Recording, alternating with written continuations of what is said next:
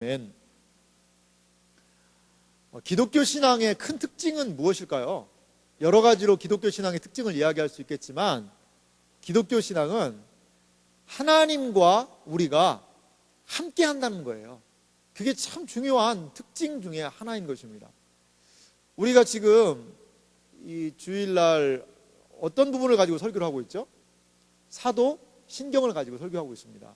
오늘은 사도신경의 8번째 항목인 성령을 믿사오며 이 부분이 있어요. 이 부분을 제가 한 번만 설교하려고 했는데 고민을 많이 했습니다. 제가 2번 설교하겠습니다. 오늘은 성령에 대해서 일반론적인 부분, 과연 성령이 무엇이냐, 과연 성령이라는 것은 무엇이냐, 교회에서 성령 많이 하고 얘기하는데 그 성령은 무엇이냐 라는, 어떻게 보면 성령의 좀 객관적인 부분에 대해서 오늘 설교를 한다면, 다음 시간에는 그럼 그 성령하고 나하고 뭔 상관이냐, 좀 주관적인 측면으로도 이 부분을 좀 설교하고 싶은 마음이 있습니다. 그래서 오늘은 한 성령이란 무엇일까? 성령, 이것에 대해서 우리 함께 좀 말씀을 통하여 나눠봤으면 좋겠어요. 흔히 성령하면 많은 사람들은 좀 오해하는 사람도 많이 있어요. 예전에 저도요, 예전에 그 부흥회를 많이 했잖아요. 옛날에는요, 이 부흥 강사분들이 막 교회 와서 말씀 전하고 그럴 때는, 지금은 그렇게 잘 안 합니다만 예전에는 시골에서는요 북을 쳤습니다. 북 아세요? 그리고 그때 주로 했던 노래가 무슨 노래인지 아세요? 그 노래라고 그래서 미안한데 교회에서 하니까 찬양이죠. 그러니까 성령 받아라, 막 성령 받아라, 막 그러면서 부흥 강사분도 막 하면서 성령 받아라 막 그러면서 거의 장풍 쏘듯이 막 파이어 막 해가지고 막 으악 하고 막 이런 것들, 이런 유의 좀 그 집회들이나 이런 게 참 많았어요. 사람들이 성령 하고 생각하면 뭔가 신령한 것, 뭔가 좀 그냥 그 무협지를 많이 본 사람들은 그 무공, 그 고수들이 뭔가 기운에 사로잡혀가지고 누릴 수 있는 힘. 참 여러분 옛날 얘기를 하나 해야 되겠네요. 죄송합니다. 저는 그 세대라. 예전에 드래곤볼이라고 있어요. 드래곤볼. 저는 드래곤볼 세대예요. 그때 IQ 점프인가 그 뒤에 조금씩 드래곤볼이 나왔거든요. 그거 보는 재미로 그냥 다 돌려보고 그랬어요. 단행본이 안 나와가지고. 그때 뭘 해요? 에네르기파 막 이러고 쏘잖아요. 막 성령을 약간 그런 걸로, 뭐 기운, 힘, 파이어 막 해가지고 뭔가를 으악 막 뒤집어지게 하고, 어떤 사람은 성령 받았대, 증거가 있대.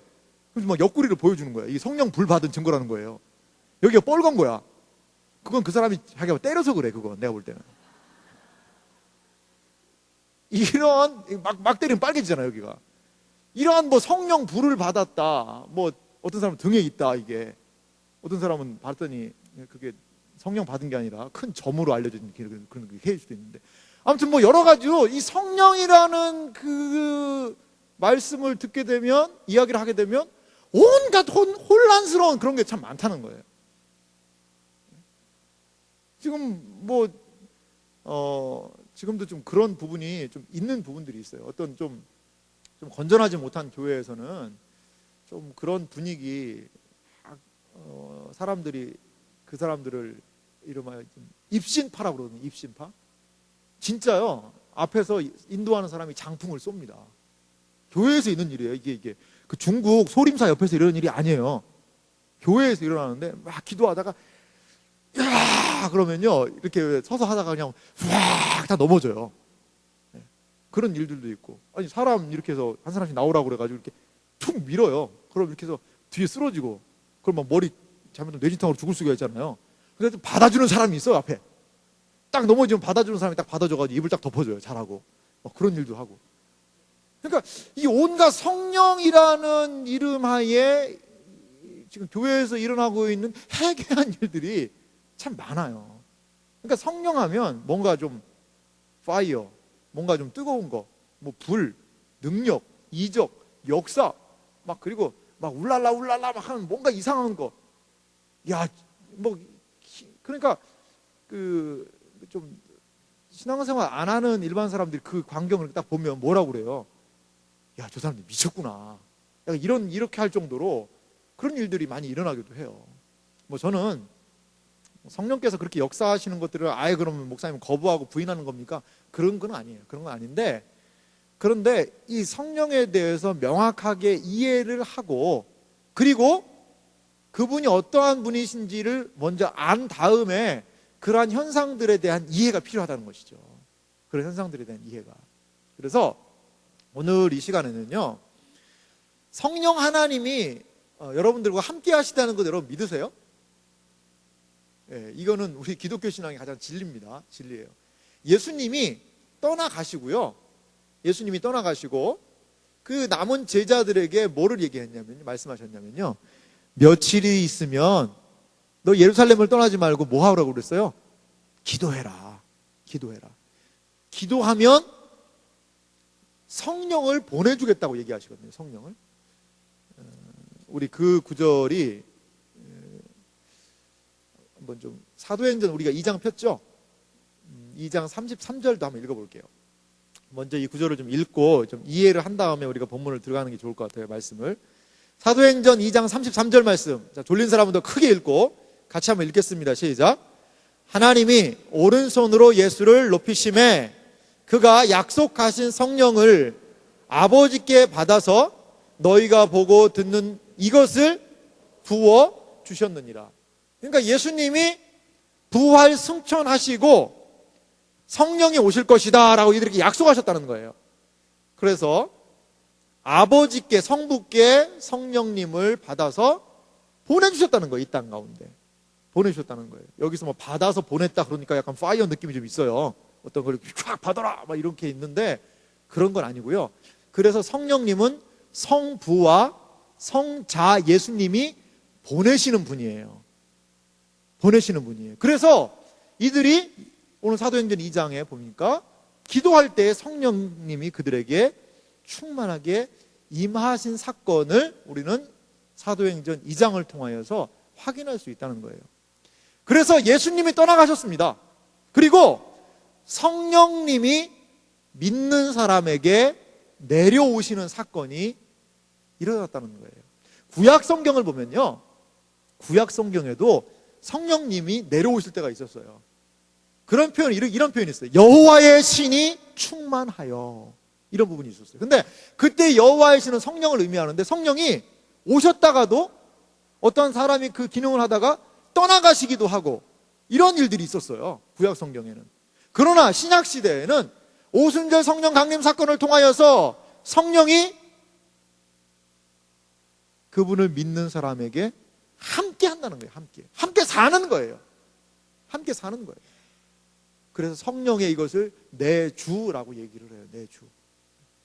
이 성령의 내주가 개인적으로 어떻게 적용되는지는 제가 다음 시간에 설명을 하도록 하겠습니다. 그러면 오늘 이 시간에는 과연 성령은 누구시냐, 그리고 성령께서는 과연 어떤 일을 행하시느냐, 이러한 부분을 우리가 좀 살펴보도록 하겠습니다.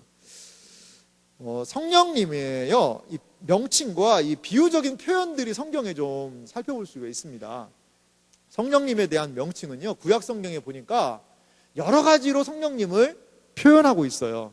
뭐 하나님의 영 한번 들어보세요. 여호와의 영, 주 하나님의 신, 하나님의 선한 신, 여호와의 뭐 성령, 지혜와 총명의 신, 모략과 재능의 신, 지식과 여호와를 경외하는 신, 은혜와 간구하는 성령, 뭐 이런 여러 가지 여호와의 신이라는 것들을 볼 때 그것들은 다 성령을 의미하는구나, 이렇게 여러분들이 알고 계셔도 좋을 것 같아요. 신약에도 마찬가지예요. 하나님의 영, 살아있는 하나님의 영, 하나님의 일곱 영, 예수를 죽은 자 가운데서 살리신 이의 영, 하나님의 아들의 영, 약속의 성령, 보혜사, 은혜의 성령, 여러 가지로 이 성령님에 대한 명칭들을 우리는 볼 수가 있습니다. 그런데요, 우리가 성령님에 대해서 조금 전에 뭐 오해하는 그런 부분들이 이 성령에 대한 비유적인 표현 때문에 그래요.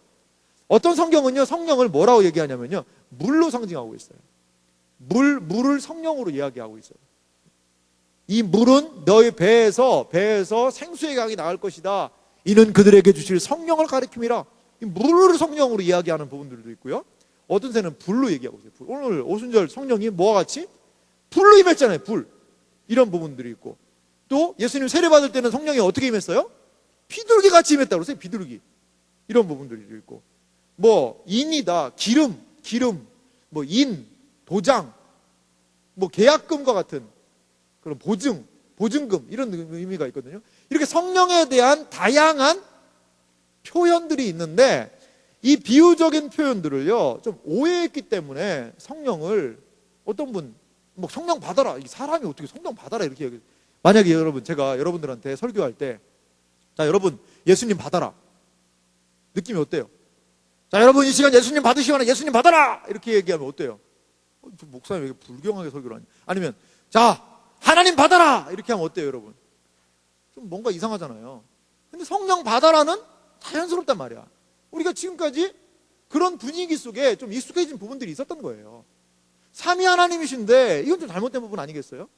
자, 예수님도 자기를 뭐라고 얘기했어요? 나는 포도나무요, 너희는 가지다.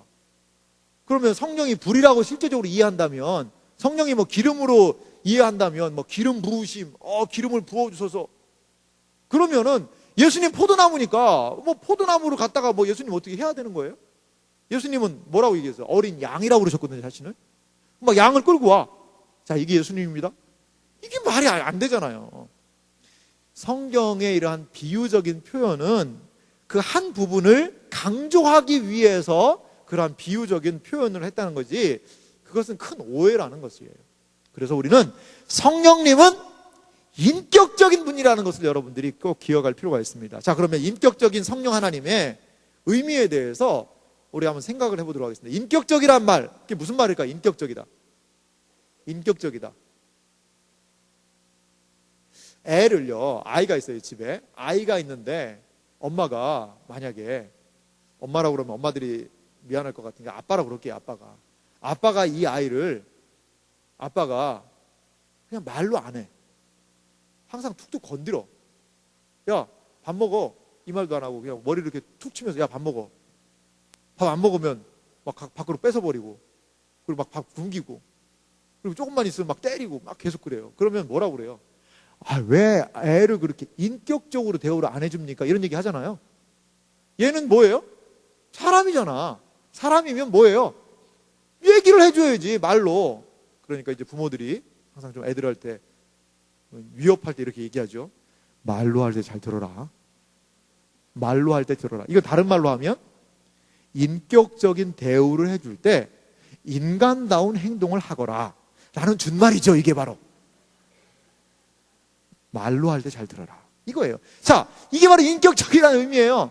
말이 통한다는 거예요. 생각할 수가 있고 감동을 느낄 수가 있고 움직일 수가 있고, 이런 것이 인격이에요. 인격적인 존재라는 것은요, 기억하고 추리하고 판단하고 분별하고 상상하는 등 지성을 가지고 있고, 또한 사랑하고 기뻐하고 즐거워하는 등 감정을 가지고 있고, 선택하고 결단하고 행동할 수 있는 의지를 가진 존재를 가리켜서 우리는 인격적이다라고 이야기한다는 거예요.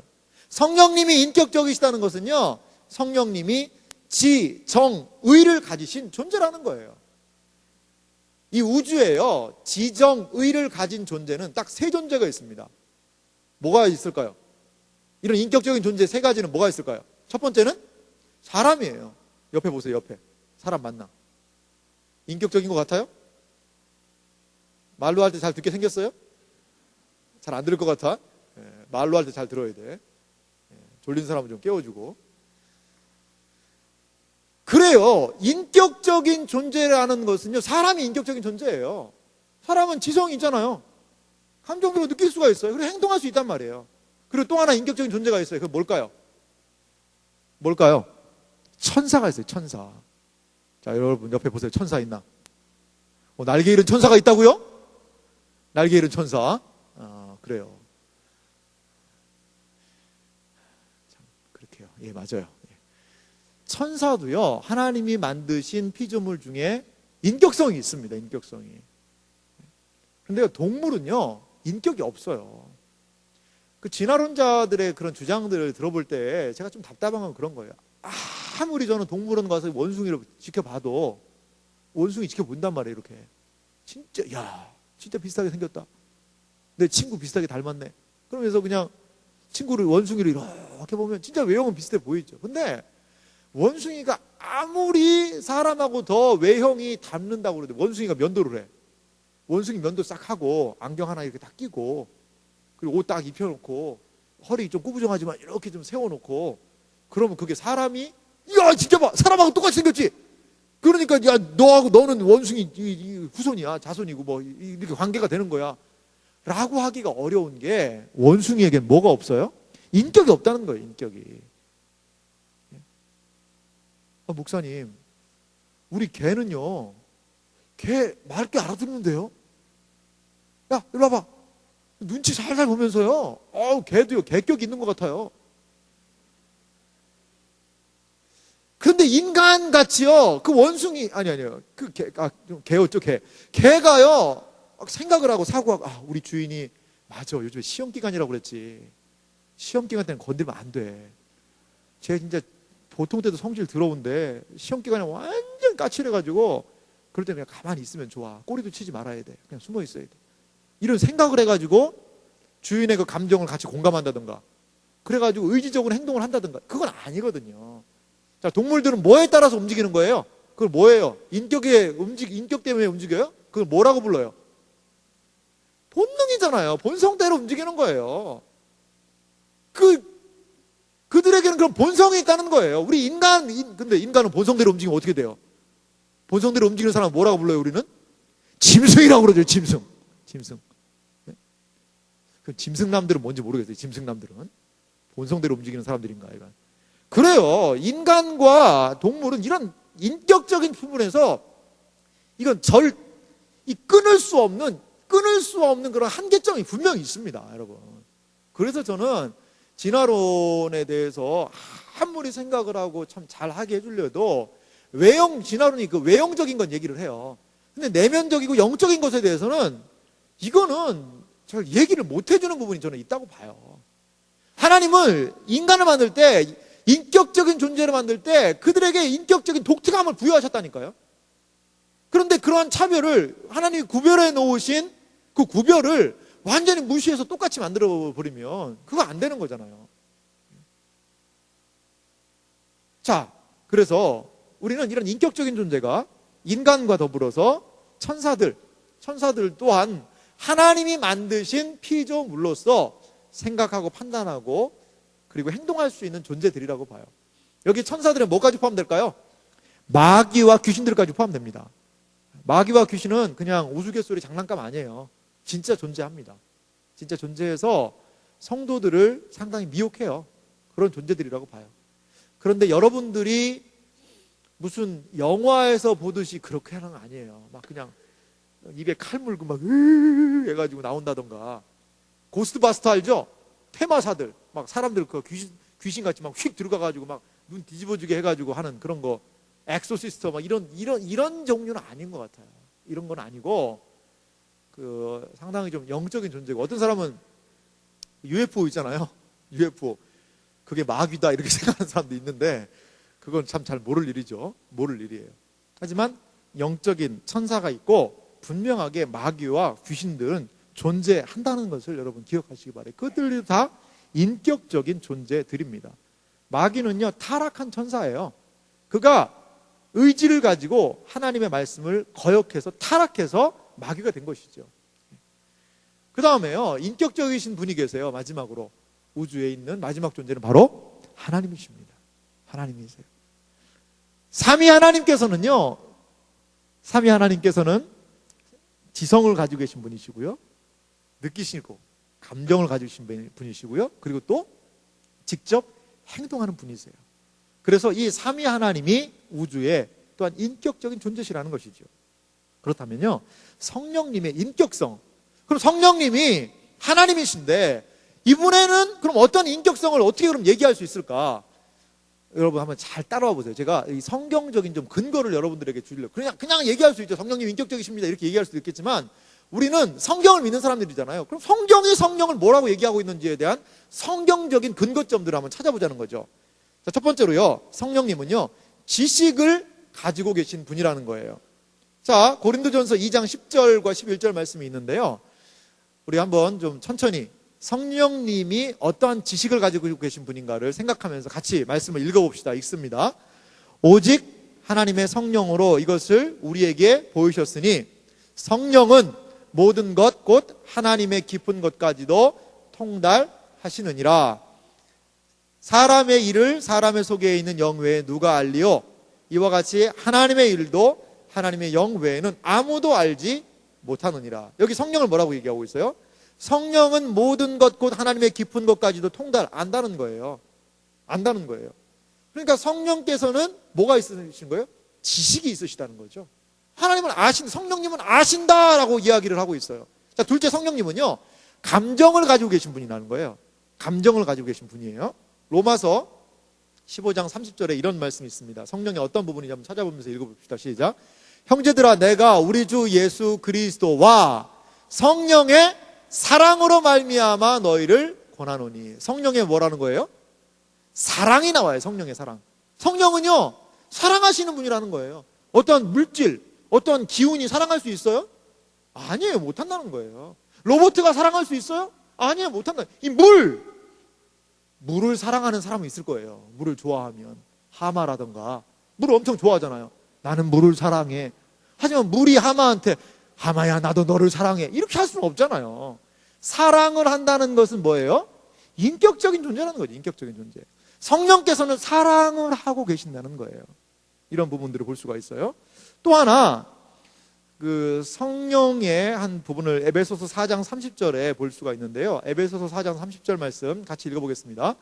하나님의 성령을 근심하게 하지 말라. 그 안에서 너희가 구속의 날까지 인치심을 받았느니라. 자, 보세요. 여기 그냥 더 보세요. 성령을 뭐하게 하지 말아라? 근심한다는 거예요. 성령님이. 근심이 뭐예요? 걱정이잖아요. 근심이 뭐예요? 탄식이잖아요. 근심이 뭐예요? 아픔이거든요. 성령께서도 우리 신자들을 보면서 근심하실 수가 있다는 거예요. 아이고 쟤 저러면 안 되는데, 아이고 저 마귀에 넘어가면 안 되는데. 이러한 성령 다른 부분은요, 더 멋있는 표현을 썼어요. 말할 수 없는 무엇으로? 탄식으로. 성령님이 탄식도 한다는 거예요. 아이고 저 믿는데 저렇게 넘어가면 안 되는데, 아이고 하면서 말할 수 없는 탄식으로 우리를 도우시는 분이라는 거예요. 여러분, 성령 근심하게 하지 마세요. 여러분의 삶이 성령을 탄식하게 하지 마세요. 여러분, 성령 하나님은 이러한 분이시라는 것입니다. 세 번째로요, 성령님은요, 의지를 가지고 계신 분이에요. 고린도전서 12장 10절 11절 보니까 이런 말씀이 있습니다. 또 같이 읽어봅시다. 이 모든 일을 같은 한 성령이 행하사 그의 뜻대로 각 사람에게 나누어 주시느니라. 거기도 한번 그냥 더 보세요. 성령이 뭐 하신다는 거예요? 행동하신다는 거예요. 그리고 성령은 뭐가 있어요? 그는 성령이잖아요. 성령의 뜻대로 의지를 가지고 계시다는 거예요. 의지를. 성령님도. 보세요. 그러면 이제 성령님의 인격성에 대해서 우리는 어떻게 해야 돼요? 믿을 수 있겠죠? 성경이 명확하게 이 성령님께서 지식을 가지고 계시고, 감성을 가지고 계시고, 의지를 가지고, 뜻을 가지고 이루고 계신다는 것을 우리는 볼 수가 있다는 것입니다. 자, 그러면 성령님이 이러한 인격적인 특성이 성령님 안에 있구나, 이것을 알 수가 있다면 성령님은 과연 어떠한 분이시냐? 성령님은 또한 하나님이시라는 것을 여러분이 기억하실 필요가 있어요. 뭐 옆에서 그냥 천사 정도? 좋은 천사가 우리 옆에서 이렇게 그래요 하고 도와주는 것. 어떤 사람은 그 수호 천사가 우리 옆에 있다고 생각하는 사람들도 있잖아요. 옆에 보세요. 천사 있나 봐요. 옆에 천사 앉았어요? 어떤 그 이단은요, 그걸 주장해요. 그래서 천사가 한 사람은 항상 보호하는 천사들이 있다는 거예요. 보호하는 천사. 그래가지고 그 천사들을요, 어떤 데는 부려먹어. 천사 동원설이라고 있어요. 천사 동원권이라는 게 있어요. 성도한테 그게 있다는 거예요. 그래서 막 내 천사를 보내가지고 저 사람 도와주고 그럴 수도 있다는, 정말 무슨 무협지에서나 본직한 그런 이야기들을 하는 그런 부분도 있어요. 근데 그건 아닌 것 같아요. 여기에서 인격적인 존재가 도와준다는 것이 천사가 아니라 이분이 어떠한 분이시냐, 이분의 신성, 성령님의 하나님 되심, 신성된 부분을 우리가 좀 한번 몇 가지를 통하여서 살펴봤으면 좋겠습니다. 첫 번째는요, 성령님은 성경 구절에 보니까 성령님은요, 하나님이 하시는 독특한 사역들이 있어요. 근데 그거를요, 성령님도 하신다는 그 부분들이 있어요. 하나님만이 하시는 게 아니라 성령님도 그것을 하신다는 거예요. 그러니까 그거는 성령님이 뭐라는 거예요? 하나님이시라는 증거거든요. 특별히 뭐냐? 창조. 창조는 누구의 일이에요? 성부 하나님께서 그 창조를 주도권을 가지고 계세요. 성자와 성령이 함께 하시는데, 우리 성경 구절 한번 볼까요? 시편에 이런 구절이 있습니다. 시편 104편 30절인데요. 제가 읽어볼게요. 주의 영을 보내어 그들을 창조하사 지면을 새롭게 하시나이다. 여기 보니까 주의 영은 누구겠어요? 성령님이에요. 성령을 보내어 그들을 뭐 한다는 거예요? 창조하셨다는 거예요. 그러니까 성령님은요, 창조의 일에 함께 하시는 분이라는 거예요. 창조는 성부 하나님의 몫임에도 불구하고 성령께서도 함께 하신다는 것이죠. 또 하나, 이 성령 하나님은요, 생명과 연결된 부분이 있습니다. 로마서 8장 11절에 이런 말씀이 있는데요. 이 부분은 같이 읽어보겠습니다. 자막을 같이 읽읍시다. 예수를 죽은 자 가운데서 살리신 이의 영, 성령이죠. 이 너희 안에 거하시면 그리스도 예수를 죽은 자 가운데서 살리신 이가 너희 안에 거하시는 그의 영으로 말미암아 너희 죽을 몸도 살리시리라. 성령께서는요, 성부와 함께 생명을 살리는 일을 하신다는 거예요. 성부의 사역과 성령의 사역이 같아요. 생명과 연결된 사역을 하신다는 것이죠. 그리고요, 두 번째로요, 성령님은 직접 하나님으로 불리는 부분이 있습니다. 우리 성경 사도행전 한번 보세요. 사도행전 앞에 자막도 준비했지만 사도행전 5장 보세요. 5장 성경을 펴보세요. 사도행전 5장. 사도행전 5장에 보면 어떤 기사가 나와요? 누구 얘기죠? 아나니아와 삽비라가 나와요. 삽비라. 이 아나니아와 삽비라는 누구죠? 부부죠. 부부. 누가 남자고 누가 여자예요? 아나니아가 남편이고 아내 삽비라와 더불어 소유를 팔아. 그러니까 이 사람들이 좀 부자였던 것 같아요. 부자였던 걸 알 수 있는 증거가 있죠. 뭐예요? 아내 이름이에요. 뭐든지 다 삽비라 해가지고 엄청 많이 샀던 것 같아요. 재산을 아마 상당히 좀 많이 샀던 것 같은 삽비라. 좋은 아내, 이름 좋은 아내 만나는 것도 하나의 좀 복이 아닌가 이런 생각이, 이렇게 하면 안 되는데 죄송합니다. 자, 그래요. 삽비라 많이 샀다 이거예요. 그래서 소유를 이제 팔아가지고 2절 보니까 그 값에서 얼마를 어떻게 했다는 거예요? 감췄다는 거. 이게 문제죠. 이게. 근데 그 아내도 삽비라도 알더라는 거예요. 얼마만 가져다가 사도들의 발 앞에 딱 뒀어요. 3절 말씀 같이 읽어봅시다. 시작. 베드로가 이르되 아나니아야 어찌하여 사탄이 내 마음에 가득하여 내가 성령을 속이고 땅값 얼마를 감추었느냐. 이게 다라는 거예요. 속였다는 거예요. 속였어요. 누구를 속였다고 얘기하고 있어요? 성령을 속이고 라고 얘기하고 있죠. 4절 말씀도 같이 읽어보겠습니다. 같이 읽습니다. 시작.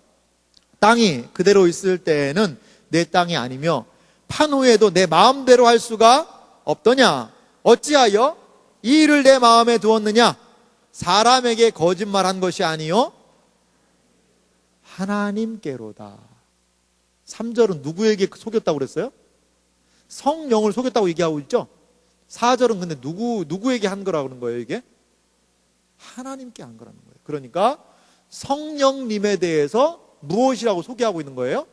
하나님이라고 지금 소개하고 있는 거예요. 성령님이 바로 하나님이다라고 이 본문이 지금 우리에게 말씀해주고 있는 부분을 볼 수가 있어요. 그래서 성령님은 직접 하나님으로 일컬음받고 있는 것을 우리는 볼 수가 있습니다. 그리고요, 세 번째로는요, 이 성령님이 하나님이시라는 증거가요, 성령님은 성부 하나님과 성자 예수님과 구별되는 분이면서도 하나님으로서 동등한 분으로 나타나고 있어요. 이건 우리가 아는 부분이니까 제가 말씀을 드릴게요. 예수님 세례 받으실 때 기억나시죠? 하늘에서 뭐가 났어요? 소리가 났잖아요. 이는 내 사랑하는 아들이요 내 기뻐하는 자라. 성부께서 말씀하셨어요. 그때 또 성령께서는 비둘기의 형체로 예수님에게 임하는 성령을 우리가 볼 수가 있어요. 또 예수님은 어디 계셨어요? 예수님 그때 세례받고 계셨잖아요. 성육신 하셔가지고. 이렇게 세 하나님, 삼위에 대한 호칭이 삼위의 하나님이 함께한 것을 우리는 볼 수가 있다는 거예요. 그리고 또 하나, 예배 마지막 마칠 때 주기도문 하는 거 말고 뭐 해요? 축도하죠, 축도. 축도할 때 하는 성경 구절이 있습니다. 고린도 후서입니다. 고린도 후서 13장 13절. 고린도 후서 13장 13절. 같이 한번 읽어보겠습니다. 시작. 주 예수 그리스도의 은혜와 하나님 아버지의 사랑과 성령의 교통하심이 너희 무리와 함께 있을지어다. 여기에 보니까 뭘 얘기하고 있어요? 주 예수 그리스도의 은혜, 또 하나님 아버지의 무엇이요? 사랑, 또 성령의 교통하심. 이 세 분을 여기 지금 모두 다 언급하고 있는 거예요. 그래서 우리가 알 수 있는 사실은요, 아하, 이 세 분이 삼위 하나님으로서 함께 동등한 모습으로 지금 여기 열거되고 있구나. 예수님 세례 주실 때로 얘기하잖아요. 마태복음 28장 20절에 보니까 아버지와 아들과 누구의 이름으로? 성령의 이름으로 무엇을 베풀고? 세례를 베풀고. 이렇게 세 하나님에 대해서 얘기하고 있어요. 성부와 성자와 성령에 대해서. 이걸 뭐라고 보통 얘기해요? 삼위일체라고 얘기하죠. 자, 삼위일체 궁금하죠, 여러분? 한번 알고 싶죠? 조장님들이 삼위일체 공부를 잘했습니다, 여러분. 할렐루야. 우리 조장님들에게 삼위일체를 설명해 달라고 요청하세요. 조장님들 지금 떨고 있나요? 네. 아주 잘 얘기해 줄 수 있을 거예요. 교리책 보면서 잘 얘기해 줄 수 있을 거예요. 우리 25기 새내기들도 요청하세요. 그 선생님들 다 배웠어요. 네, 다 배웠으니까 언제든지 얘기를 해서 한번 삼위일체에 대해서 여러분들 깊이 나누는 시간이 있으시기를 간절히 소망해요. 제가 간절히 소망해요. 우리 조장님들 거의 뭐 웃음을 웃고 있는데 웃는 게 아닌 것과 같은 그런 표정을 짓고 있습니다. 그래요. 성령님도요, 삼위 하나님이시라는 거예요. 성경이 지금 이걸 증언하고 있는 것이죠. 그래서 우리가 이제 아하, 성령님은 인격성을 가지신 분이고, 그냥 단순하게 인격성을 가진 존재는 사람, 천사, 하나님이 있는데 그럼 뭐 천사 아닐까 이런 생각을 하지만, 또 하나 인격성과 더불어서 성령님은 누구시다? 하나님이시다. 하나님으로서의 신적인 속성들을 성경은 명확하게 지금 얘기하고 있다는 것이죠. 그렇다면 이제 오늘의 설교에 있어서 중요한 포인트, 그러면 이 성령님은 무슨 일을 하시냐는 거예요. 성령님은 과연 뭐를 하시는 분이시기에 이렇게 이 성령님에 대한 많은 이야기를 우리가 해야 하냐는 것이죠. 자, 그렇다면요, 성령님의 사역에 대해서 우리가 한번 첫 번째로 알아보겠습니다. 성령님의 사역의 첫 번째로는요, 성령님은요, 예수님과 연결된 사역을 하셨던 것을 우리는 성경에서 찾아볼 수가 있어요. 성령님의 첫 번째 사역은요, 예수님에 대한 성령님의 사역을 우리는 볼 수가 있다는 거예요. 첫 번째로 그 가운데서 예수님의 탄생은 성령님의 역사로 이루어진 것을 우리는 성경을 통해 볼 수가 있어요. 예수님과 연결된 성령님의 사역에 대해서 할 때 탄생과 연결된다는 거예요. 마태복음 1장 20절은요 이렇게 얘기합니다. 제가 읽어보겠습니다. 주의 사자가 현몽하여 가로되 다윗의 자손 요셉아, 내 아내 마리아 데려오기를 무서워하지 말라. 저에게 잉태된 자는 무엇으로? 성령으로 된 것이다. 예수님이 잉태됐을 때요, 예수님 스스로 된 게 아니라 성령이 예수님 잉태되는 것을 도우셨다는 거죠. 또 비슷한 구절이요, 누가복음 1장 35절에 있어요. 이 말씀은 같이 읽어보겠습니다. 같이 읽습니다. 성령이 내게 임하시고 지극히 높으신 이의 능력이 너를 덮으시리니 이러므로 나실 바 거룩한 자는 하나님의 아들이라 일컬으리라. 무엇이 임하시고? 성령이 내게 임하시고, 성령이 임하셔서 마리아가 예수님을 잉태한 것이다 라고 성경은 얘기해서 예수님의 탄생에 성령께서 역사하셨던 것을 볼 수가 있어요. 두 번째는요, 예수님이요 메시아로서 이 지상 생애를 감당하시거든요. 이때도 우리는 그냥 뭐 예수님이 혼자 잘하셨겠지 이렇게 생각하는데 그게 아니에요.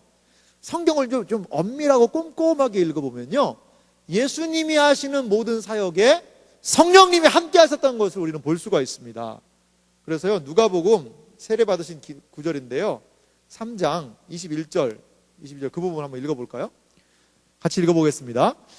예수도 세례를 받으시고 기도하실 때에 하늘이 열리며 성령이 형체로 비둘기같이 그 위에 강림하시더니, 성령이 비둘기 형체로 예수님에게 강림하셨던 사건도 있습니다.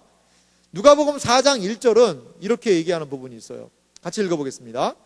예수께서 성령의 충만함을 입어 요단강에서 돌아오사 광야에서 40일 동안 성령에게 이끌리시며, 예수님의 사역이요, 성령에 이끌리셨다는 거예요. 성령과 함께 하셨다는 거예요. 그리고 마태복음 12장 28절은 이런 말씀이 있습니다. 같이 읽어보겠습니다. 내가 하나님의 성령을 힘입어 귀신을 쫓아내는 것이면 하나님의 나라가 이미 너희에게 임하였느니라. 예수님 귀신 막 쫓아냈거든요. 근데 그 귀신 쫓아내는 것이 하나님의 성령을 힘입어 성령님이 함께 하심으로 그러한 일들이 일어났다고 지금 성경은 기록을 하고 있다는 것입니다. 그리고요, 세 번째로요, 예수님의 죽음, 부활, 승천 모두 성령님의 역사로 이루어진 것을 볼 수가 있습니다. 우리 성경 구절 한 군데만 좀 읽어볼게요.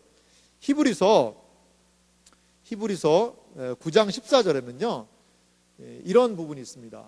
그 부분 한번 읽어보겠습니다. 하물며 영원하신 성령으로 말미암아 흠없는 자기를 하나님께 드리신 그리스도의 피. 거기까지만요. 보세요. 잘 한번 문장을 보세요. 성령으로 말미암아 흠없는 자기를 하나님께 드리신 그리스도의 피. 성령으로 하나님께 그리스도가 드리셨다는 거예요. 성령으로. 그러니까 성령과 함께함으로 예수님의 이 사역들을 감당하셨던 것을 우리는 볼 수가 있습니다. 이렇게 예수님의 모든 생애와 사역은요, 성령이 함께 하시는 사역이었어요. 성령이 도우셨어요. 그러한 것들을 우리는 볼 수가 있습니다. 큰 두 번째로 성령의 사역은요, 우리 신자 개인에 대한 사역을 우리가 살펴볼 수 있어요. 우리 신자 한 사람 한 사람을 위해서도 성령님이 역사하신다는 거예요. 첫 번째 성령께서 하시는 것은요, 사람으로 하여금 예수님을 믿게 하는 거예요. 여러분, 예수님 믿죠? 예수님 믿으세요? 그래요. 이것을 내가 믿어야지 해서 믿은 것 같지만 성경은 이렇게 말합니다. 고린도전서 12장 3절 말씀 같이 읽어보겠습니다.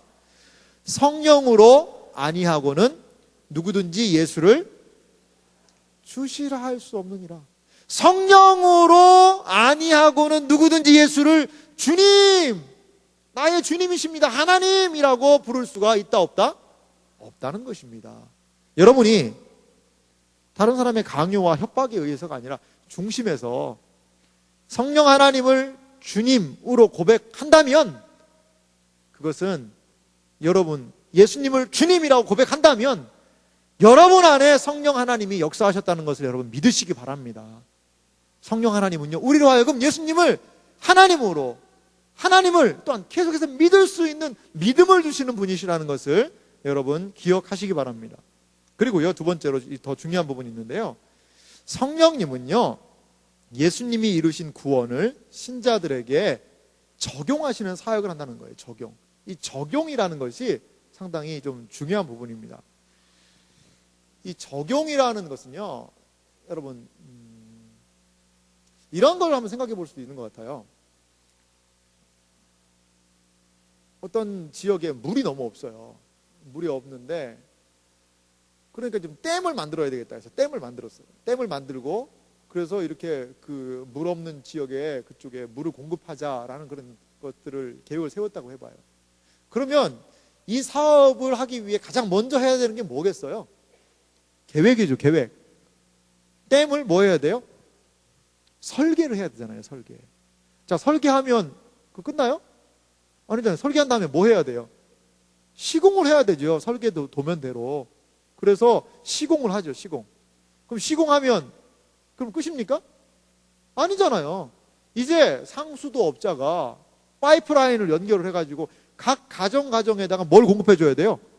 물을 공급을 해줘야 돼요. 그래야지만 각 가정에서 물을 공급해서 쓸 수 있지 않겠습니까? 우리의 구원도요, 이런 삼위 하나님의 역사가 있다는 거예요. 성부 하나님은 우리의 구원을 계획하신 분이에요.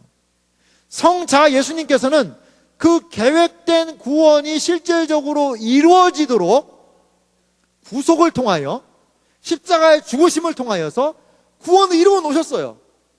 그럼 그게 끝이에요?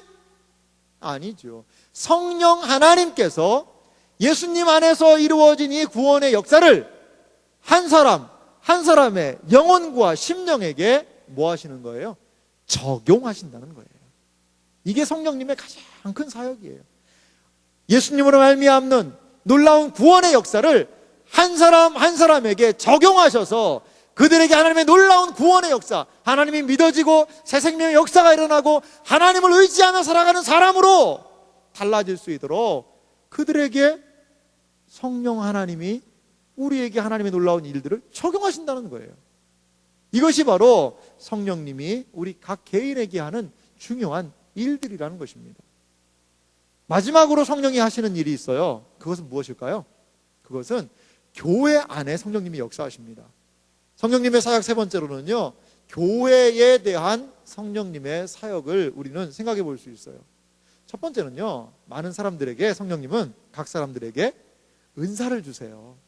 은사를. 성령 하나님께서는 각 사람들에게 달란트를 주시는 거예요. 은사를 주시는 거예요. 은사를 주셔서 그 은사의 섬김을 통하여 몸된 교회가 유익을 경험하도록 하신다는 거예요. 우리 아미갓 오늘 찬양했죠? 아미갓이 이 1시간도 아니죠. 30분 정도 이 찬양하려고요, 토요일 날 모여가지고 맹연습을 합니다. 맹연습. 그러니까 이 지체들의 섬김을 통하여 우리는 함께 같이 예배할 수 있는 거잖아요. 이들에게 주시는 은사예요. 은사. 우리가 다 마이크 들고 찬양할 수는 없잖아요.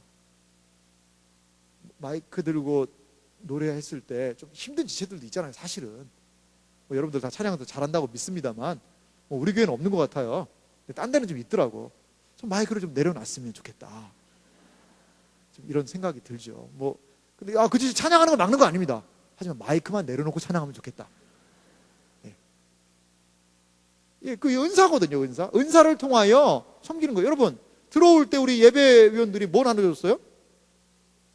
주보 나눠줬잖아요. 주보. 이 주보, 제 주보는 엄청 커요. 이렇게 커요. 이 주보, 이것도 누군가가 오늘 아침에 섬김을 통하여서 여기 온 거예요. 그리고 여러분, 오늘 여러분 GBS 하잖아요. GBS 안 하고 가시는 분들이 좀 몇 분 계시다고 그래요. 꼭 GBS 하세요. 꼭 하고 계세요. 왜? 조장님들이 기도하면서 어제 준비했어요. 정말로 어제도 뜨겁게 기도하면서 저하고요, 오늘 이 설교할 내용을요, 미리 공부합니다. 미리. 그러니까 우리 조장님들은요, 2번 듣는 거예요. 2번 설교를. 참 제가 더 열심히 준비를 할 수밖에 없어요. 우리 조장님들 보면 이렇게 어제 시간을 내서 기도하면서 준비했단 말이에요. 봉사죠. 섬김이죠.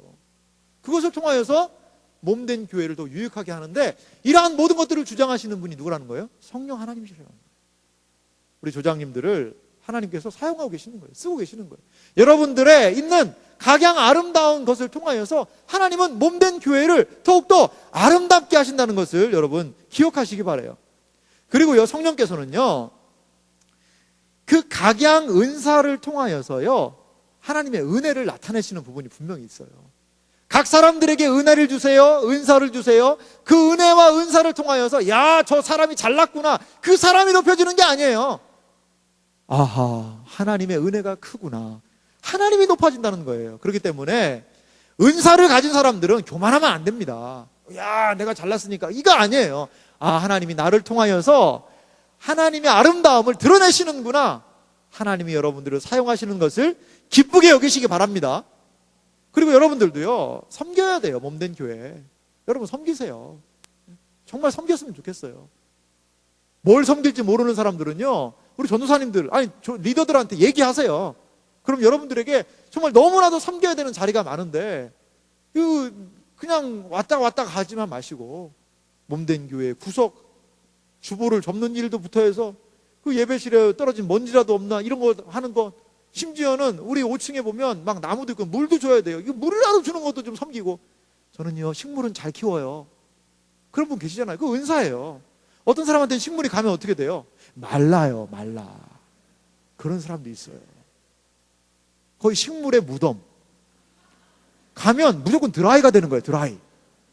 그래서 반듯하게 서 있어야 되는 애들이 뒤집어져가지고 걸어놔요, 막. 박제 비슷하게. 드라이 플라워. 뭐 이런 것들. 그것도 은사예요, 은사. 그런 은사들이 있는 지체들이 같이 할 수 있다면 얼마나 좋겠습니까? 여러분들의 이 은사를 통하여서 드러나는 것은 하나님의 은혜고, 하나님이 어떠한 분이신지가 밝혀진다는 것을 기억하시기 바라요. 마지막에요, 성령이 교회로 하시는 가장 중요한 특성이 있는데요. 그것은요, 같이 앞에 있는 자막을 한번 읽어보겠습니다. 같이 읽습니다. 성령께서는 매우 강하게 역사하시며 교회의 부흥을 일으키십니다. 여러분 이거 믿으십니까? 교회를 교회되게 하는 것, 교회를 부흥하게 하는 것, 이것이 바로 성령 하나님이시라는 것입니다. 이 부흥이라는 것이 있는데요, 부흥이라는 것은 뭐냐면 하나님의 부흥, 이 부흥이라는 것은요, 하나님께서 성령을 통해 교회 안에 역사하시되 이 미풍이 아니라 때로 폭풍처럼 역사하실 때가 있었어요. 폭풍처럼. 뭐 그냥 막 뒤집어지고 뭐 파이어 이런 거 말고요. 성령이 그 교회 시대에 보면요, 그걸 부흥의 시대라고 그러는데 그 부흥의 이런 거 말고 막 뭐 하는 부흥의 그런 거 말고요. 정말 이 오순절 성령 강림 사건 우리가 읽었지만 그것과 좀 유사하게, 오순절 성령 강림 사건은 반복해서 계속 일어나는 것은 아닙니다. 하지만 그 성령께서 그들에게 충만히 역사하신 때가 있었다는 거예요. 교회의 역사를 보면 우리나라에도 그런 때가 있었어요. 1907년 평양에 장대현 교회라는 교회가 있었어요. 이 교회에 사경회를 했습니다. 사경회, 말씀 사경회를 했어요. 하나님의 말씀을 전하고 증거하고 하는데, 그때요, 그 말씀을 듣는 사람들에게 이 성령 하나님이 정말 강력하게 눈에 보일 정도로 임하시는 것들을 경험했어요. 그래서 이 사람들이 변화됐어요. 자기의 죄를 고백하고요, 그들의 삶이 변화됐어요. 그래서 이 성령 강림 이 평양 대부흥 운동 때 어떤 일이 있었냐면요, 어떤 쌀집 아저씨가 변화가 된 거예요. 그래서 은혜를 받으니까 자기의 죄를 고백하면서 뭐라고 얘기하냐면, 그 쌀집 앞에다 이렇게 적어놨어요. 사실 내가 쌀 가지고 이 대박 가지고 쌀 대박 가지고 장난을 쳤다는 거예요. 그 뭐 대박에다가 더 나무를 덧댄다던가 그러면은 한 대가 안 나오는데도 한 대 되는 것 같이 그 쌀을 뭐 이렇게 하면 쌀이 쓴대요. 그거 어떻게 하는지 모르겠지만 그런 식으로 해서 쌀을 장난을 했다는 거예요. 언제부터 언제까지 나한테 쌀 산 사람은 내가 이렇게 잘못했으니까 쌀 보상해 주겠다. 이렇게 막 회개를 하는 거예요. 회개를 해서요, 평양이 놀라운 변화가 일어났어요. 그 사회 자체에 막 변화가 일어나는 거예요. 그 성도들이 변화되니까 사회 자체가 변화가 되고요, 그 많은 초신자들이 와서 막 회개하고 놀라운 변화의 역사가 평양에 일어났어요. 저는요, 한국 교회가 사실 1910년부터 1945년까지 일제가 다스리는 기간이 있었잖아요. 그 기간 동안에 교회가 없어질 수 있었는데요, 하나님이 이 한국 교회를 불쌍히 여기셨던 것 같아요. 그래서 그 일제의 그런 교회에 대한 핍박, 박해, 그 목사님들이요 많이 순교하셨어요. 물론 배교하신 분들도 계시지만요. 왜? 신사참배 반대하다가 순교하셨다니까요. 제암리라는 데 있어요. 제암리 교회 어떻게 하는 줄 알아요? 온 교회 동네 사람들 뭐 성도들 다 교회에다가 그냥 넣어놓고서는 밖에서 못으로 받고서는 휘발유 뿌려가지고 사람들 다 태워 죽여버렸어요. 그런 일도 있었어요. 그렇게 교회가 핍박을 받았다고요.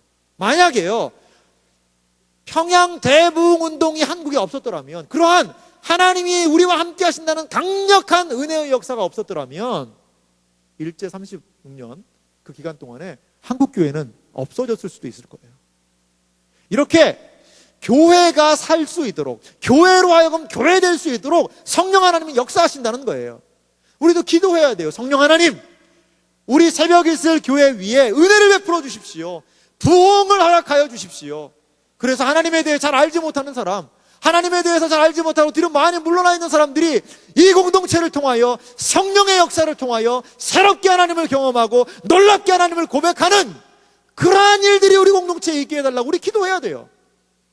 이것이 바로 이 세상에 구별된 공동체로서 교회가 그 특성을 보이는 가장 중요한 일이 바로 부흥이라는 거예요. 부흥이라는 거예요. 부흥이라는 거예요. 사람 늘어난다고 부흥 아니에요. 부흥이 하나의 현상이었죠. 하지만 사람만 많이 늘어난다고 아이고 부흥했네. 부흥 아니에요. 그거 부흥 아니에요.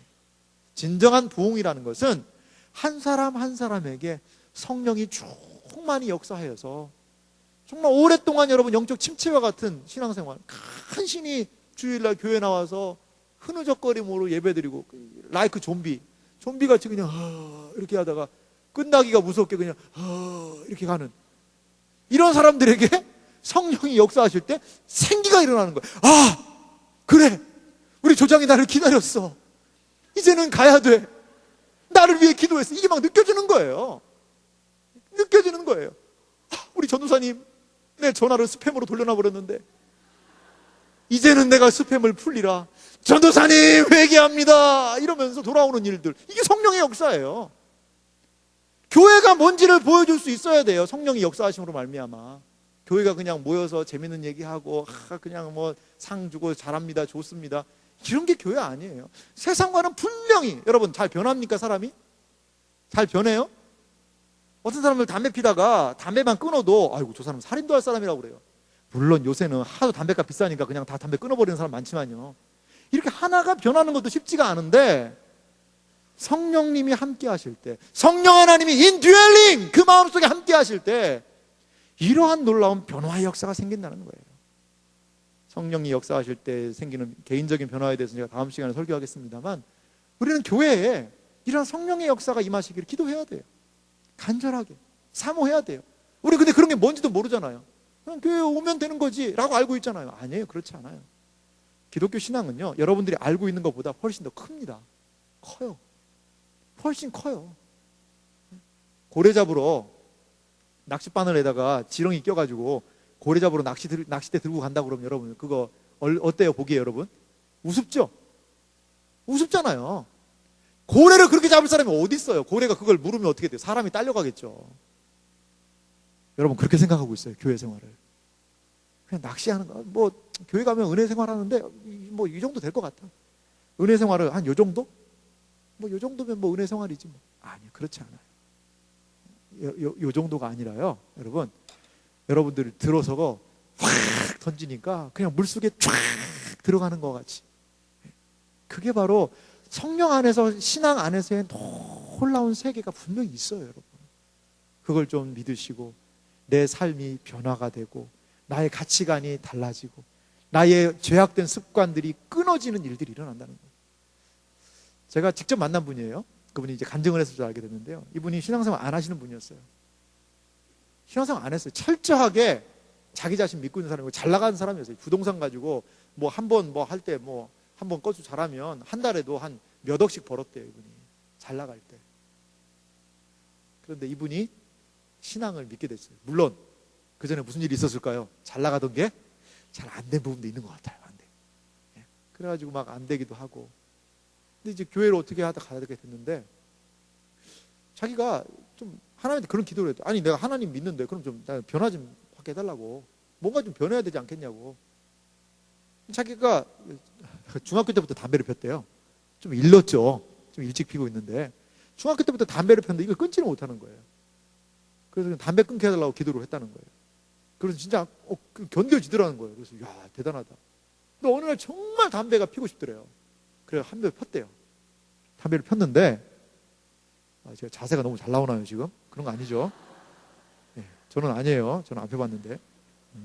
아니, 이게 담배를 이렇게 폈는데 어떻게 이분이요, 죽는 줄 알았대요. 머리가요 띵 하면서요 정말 어지러워가지고 내가 지금까지 담배를 어떻게 폈었지? 이 정도가 되더라는 거예요. 그 안에 저는요, 성령님이 우리의 그러한 모습까지 때로 바꿔주신다고 봐요. 그래서 그분이 야, 진짜 하나님이라면 계시구나, 담배 끊는 것까지도 하나님이 이렇게 도와주시는구나, 그거를요 그분이 고백을 하더라고요. 그러면서 자기는요, 하나님이 그거 하게 하셨다는 거예요. 그런 확신이 그분에게 있으시더라고요. 그래요, 맞아요. 하나님이 함께 하실 때 우리에게 내적으로, 또한 그 내적인 변화는 외적인 변화로 나오게 될 줄 믿습니다. 그래서 성령님을 우리는 믿습니다. 이러한 인격적인 성령 하나님, 또한 하나님이신 성령 하나님, 또한 그분의 이러한 예수님과 우리 신자와 교회를 향한 아름다운 사역과 역사를 우리는 믿는 사람들이라는 것입니다. 그래서 성령님에 대한 바른 인식 가운데 여러분들이 거하시고, 또한 우리와 함께 하시는 성령 하나님, 그분이 우리를 돕는 자로 계시다는 것을 여러분 기억하시며 성령의 도우심으로 말미암아 신앙생활을 감당하시는 여러분들이 되시기를 주님의 이름으로 축원합니다. 우리 같이 한번 기도합시다. 성령님은 어떤 기운이 아닙니다. 성령님은 우리가 부릴 수 있는 어떤 힘이 아닙니다. 그분은 하나님이십니다. 우리와 함께 하시는 하나님이십니다. 우리의 신앙의 삶이 이 성령 하나님을 의지하면서 감당할 수 있도록 도와달라고, 성령님에 대한 바른 이해와 더불어서 바른 기대와 더불어서 우리가 신앙생활할 수 있도록 은혜 베풀어 달라고 같이 기도하며 나가겠습니다. 기도합시다.